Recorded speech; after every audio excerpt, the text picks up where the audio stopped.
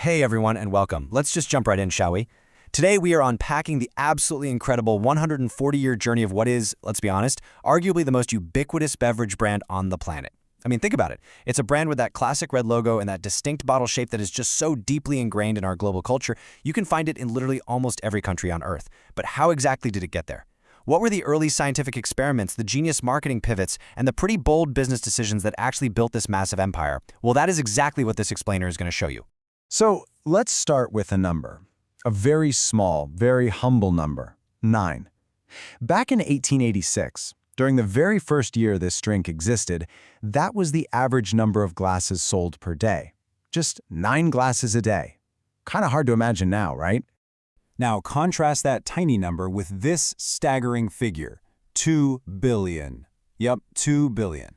According to official data, that is the number of servings consumed globally every single day in the modern era, sold across over 200 countries and territories.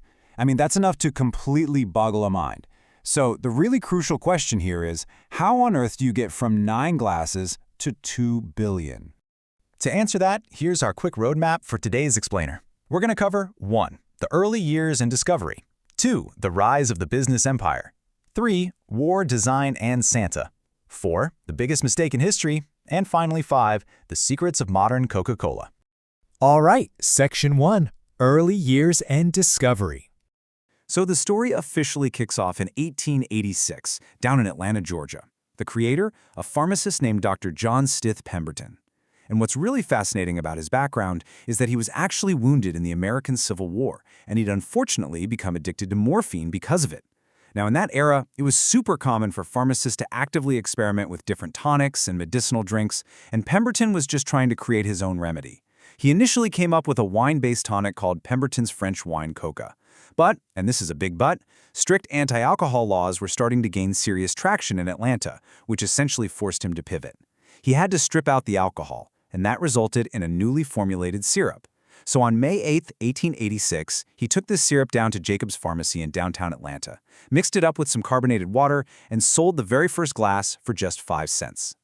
Interestingly enough, though, the inventor didn't even name the drink. That credit actually goes to Pemberton's accountant, a guy named Frank M. Robinson. Robinson was inspired by 2 of the product's key ingredients at the time, the coca leaf and the cola nut. He also just kind of had this gut feeling that having 2 C's would look fantastic in advertising. And, well, he hit the nail on the head. Robinson actually penned the iconic logo himself using Spencerian script, which was this really elegant, classic handwriting style of the time, giving us the famous visual identity that has miraculously survived to this very day. Now this brings us to a question that, honestly, almost everyone asks when we talk about the early history of this beverage. Did the original recipe actually contain cocaine? It's probably one of the most famous historical rumors out there. Well, the answer is yes, but we really have to look at the historical context here. Back in the 1880s, substances derived from the coca leaf were completely legal in the United States, and they were actually widely used in all sorts of medicinal products. So, the original drink did indeed use coca leaf extract. However, as the negative effects of the narcotic became much more scientifically clear by the early 20th century, the company took action. By 1903, the active narcotic element was completely removed. From then on, they only used a decocainated coca leaf extract. Moving on to Section 2, Rise of the Business Empire. Okay, I want you to consider this shockingly low dollar amount, $2,300. Tragically, Dr. Pemberton never actually lived to see the immense success of his creation. Because of failing health, he gradually started selling off the rights to his drink. And between 1888 and 1891, a brilliant entrepreneur named Asa Griggs Candler swept in, bought up the formula and all the rights, and gained total control of the brand for a grand total of roughly $2,300. Basically peanuts. Candler is really the man who laid the foundation for the massive empire we know today. Let's just quickly trace this rapid foundational timeline. So you have Pemberton's invention in 1886, then Candler officially founds the Coca-Cola Company in 1892, but the absolute most pivotal moment on this timeline, that's 1899.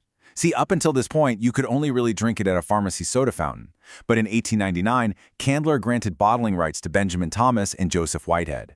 This single, monumental decision was the ultimate key to their massive global expansion, because suddenly, the beverage could be securely bottled, transported, and consumed anywhere. It was completely untethered from the pharmacy counter.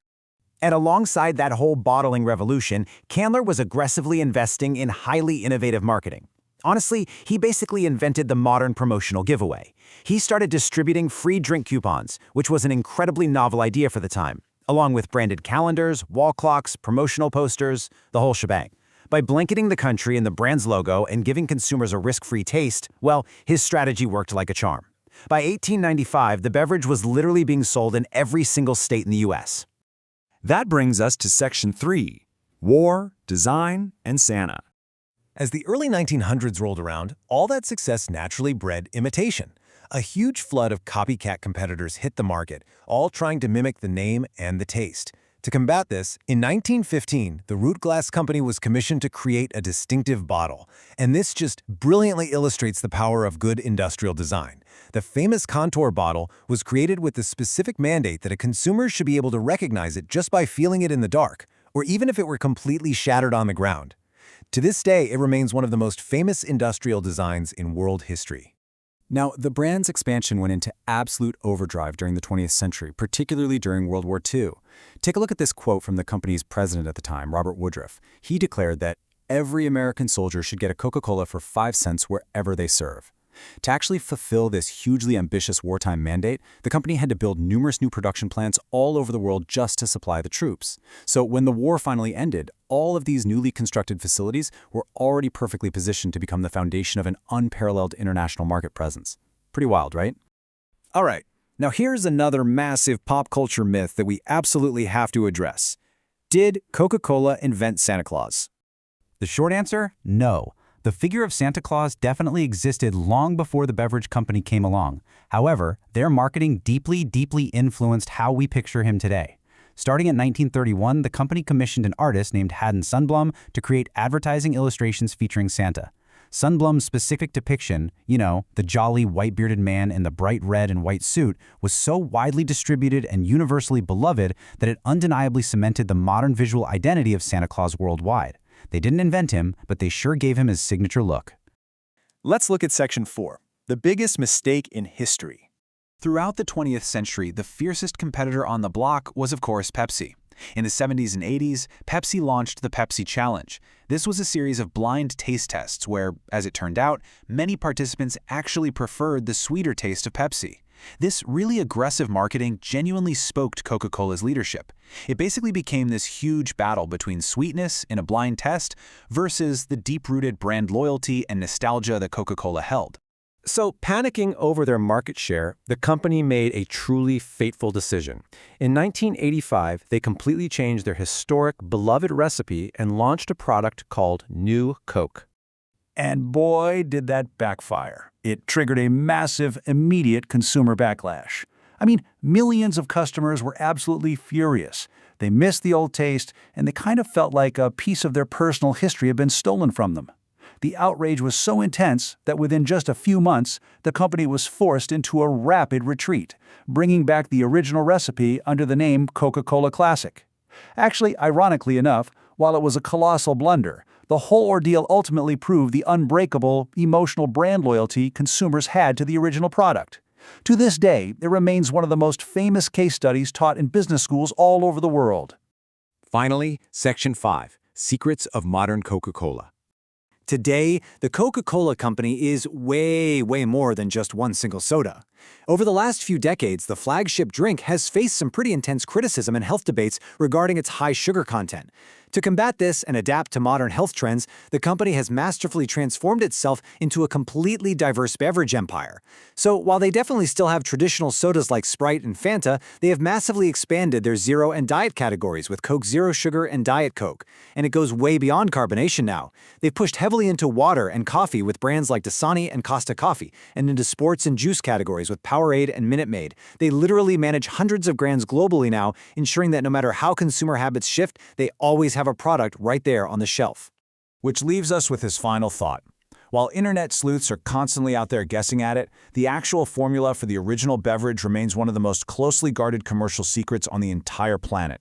From a little pharmacy in Atlanta selling 9 glasses a day, to a multi-billion-dollar global portfolio, the brand has survived world wars, fierce rivalries, and even its own massive mistakes. But I'm going to leave you with this question to consider. How will a 140-year-old heavily sugared secret formula continue to adapt and thrive amidst the rapidly changing health trends of this next century? It's definitely going to be fascinating to watch. Thank you so much for joining me on this explainer. Keep learning, and I'll catch you next time.